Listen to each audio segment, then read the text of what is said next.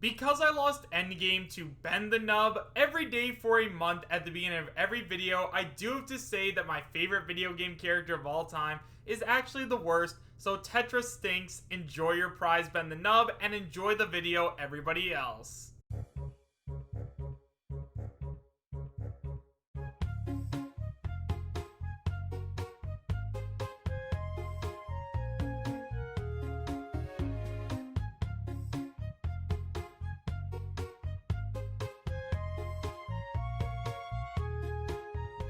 How's it going, everyone? Chris here, and welcome back to another Super Smash Bros. Ultimate DLC leak discussion video.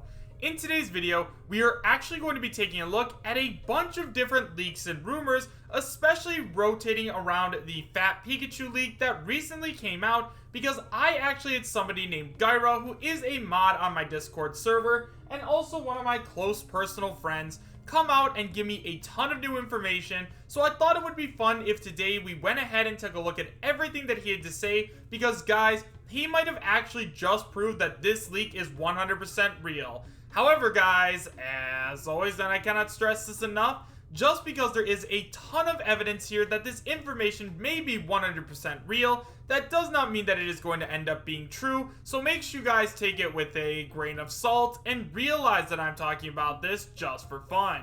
Unfortunately guys, because these are in Discord messages, I don't really have a link to the original post. However, you guys will be seeing everything on screen. And now guys, with all of that out of the way, let's go ahead and take a look at everything Guyro has to say. So guys, Guyro starts by saying, alright, time to lay this all out. By the way, your newest video was already addressed by the community. That E10 plus rating is because there was more than one game shown. They shown Dragon Quest XI's during the video too. That game is rated T, so for those of you guys who didn't know, I personally thought that since we were getting a T rating on Super Smash Bros. Ultimate, that meant we were going to get a different character. However, since they did show off a T-rated game, that does make a lot more sense. Anyways, onto the info. So we're returning to this leak, the Fat Pika leak, because some information needs to be clarified. Plus, new information that I didn't originally have resurfaced thanks to my friend Grapevine. To recap, Fat Pika claims to not know anything about the 5th DLC fighter, nor any Undertale content other than the character itself, and won't know for a while since the character is early in development.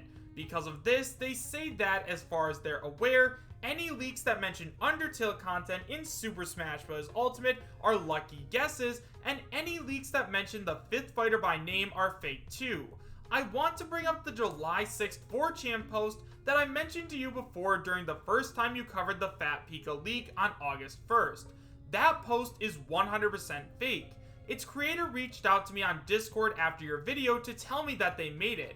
It should be noted that Fat Pika called this leak fake, with the only exception being if it was made by a higher up. Clearly, it was indeed fake, making Fat Pika more credible. The leaker can't confirm whether or not Gino will be a fighter, but said that Square Enix was quite annoying with the rights to reuse the costume, which is why it didn't come back. Finally, Fat Pika mentions that they know there's no Evo reveal since Frisk is in early development, and Frisk is the only unannounced character that is currently in development. Obviously, they were correct about this as well, again adding to their credibility. Now getting to the new info, I want to cover this in two sections. First section, one dealing with everything Fat Pika has said about Update 5.0.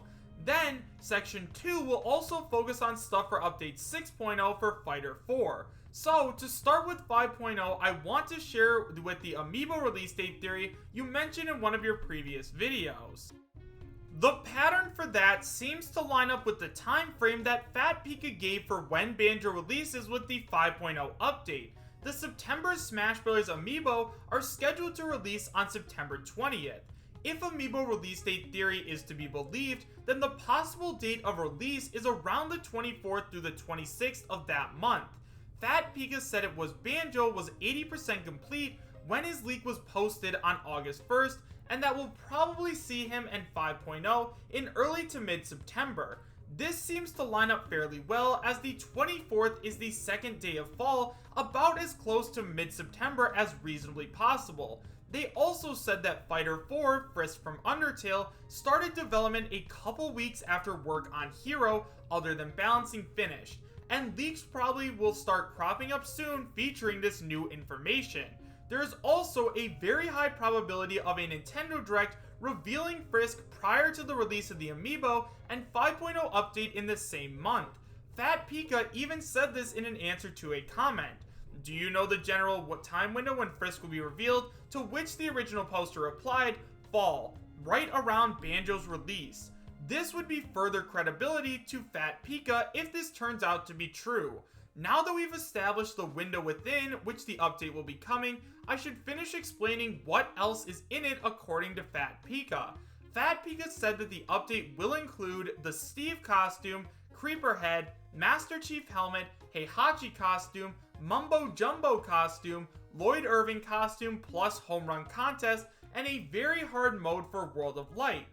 Finally, Fat Pika said a boss rush mode is probably coming with Frisk since Porky, Gruntilda, and someone else who he assumes is Omega Flowy are being added as bosses for free sometime this year. We can assume that Gruntilda being a boss for a boss rush modes means that she's going to be with the Banjo DLC update. I don't have any good evidence to support this claim originally, but I did know about the existence of a video of the Banjo trailer gameplay portion with the music removed.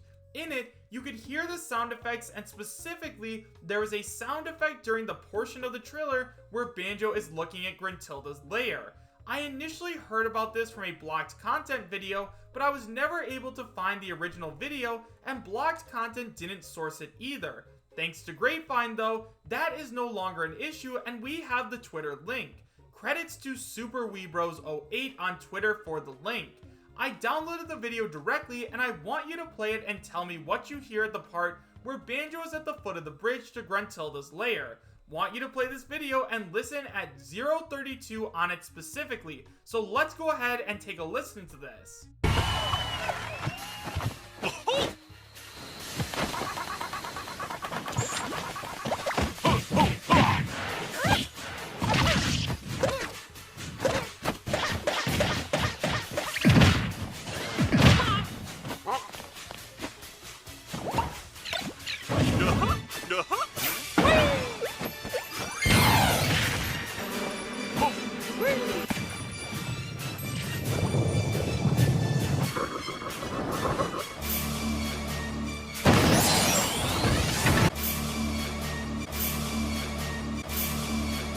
So guys, in the video you just watched, I let you watch the full thing, and then I repeated the Gruntilda sound effect a couple of times, and yeah, I heard the ominous sound effect, which may actually mean this might have some kind of credibility. I never heard that in the original trailer, and I wonder if you guys did as well. Let me know in the comments if you originally heard that.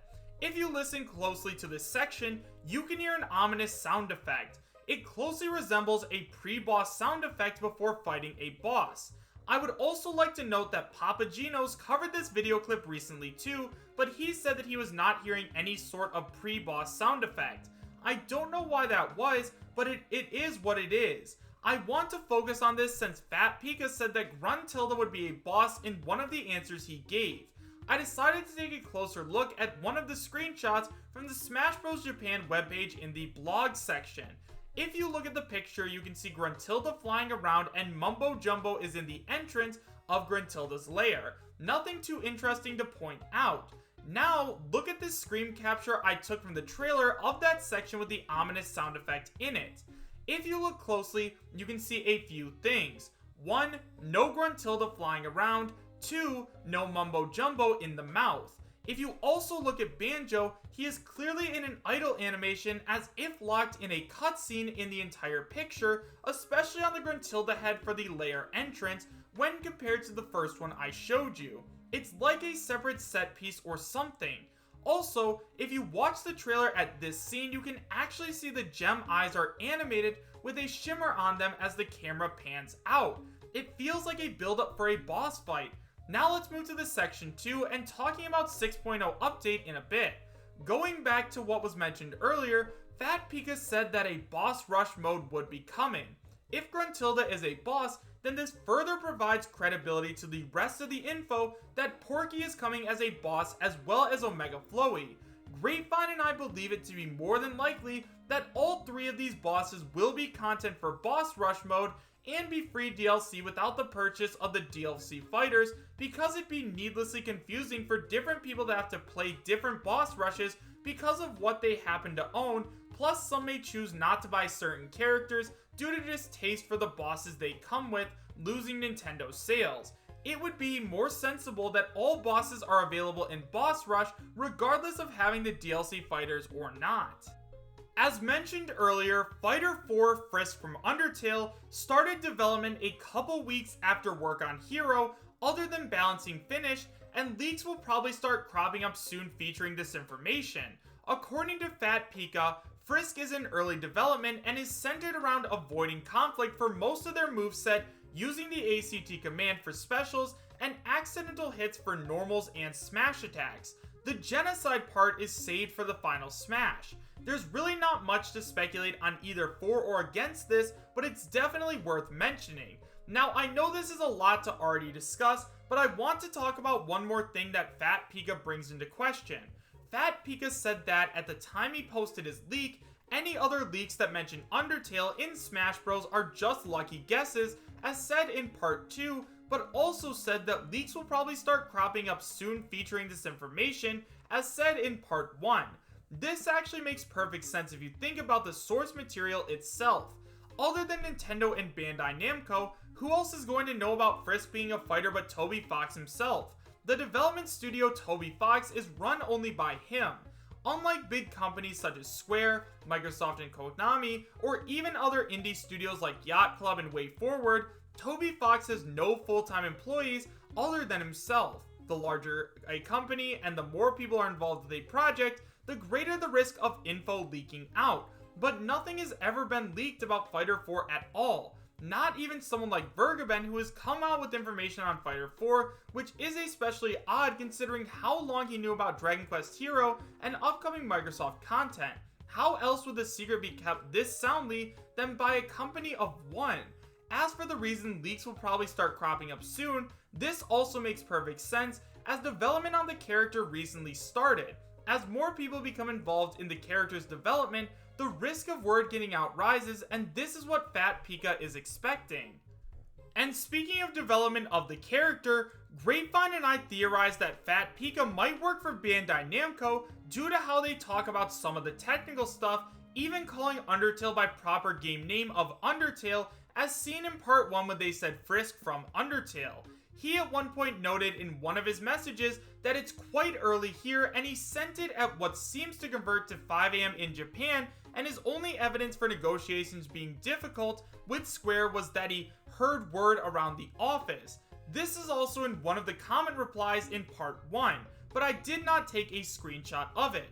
He also seems quite unsure of exact dates for the marketing, something Nintendo seems to handle. The only factors he sounded confident in have to do with the development itself, and that is largely headed by Bandai Namco. As evidence of them talking about the development side, they said this. So here are some cues. What are Frisk's alts based off, and what spirits will he get? What music? What Mii costumes? I can't say for sure. They are pretty early into development, and I know their render isn't even finished. They couldn't answer anything about alts, spirits, music, or Mii costumes for Undertale content, as the character is only early in development, according to the fact that they said the render isn't even finished. Now let me make one thing clear. Grapevine and I are not saying that anything we've speculated on is 100% going to be real, but it feels like more and more evidence points towards Fat Pika providing real information, and now we just have to wait and see if his word comes true going forward. Remember, this is merely for speculation, and this could all turn out to be fake, but we will see. That's all the new info I have as of now. If anything else comes up to further follow up on the Fat Pika leak, then I will let you know. So guys, now that we have gone over all the information that Guyro sent in to us, I just want to go ahead and give a huge thank you to him. Now, if you guys don't know who he is a mod over on my Discord server, so if you guys want to, go ahead, go to the chat, say thank you Guyro, talk to him about the Fat Pika leak, because trust me when I said he did his research. However guys, with all of that being said, Let me know your thoughts about this leak in the comment section down below.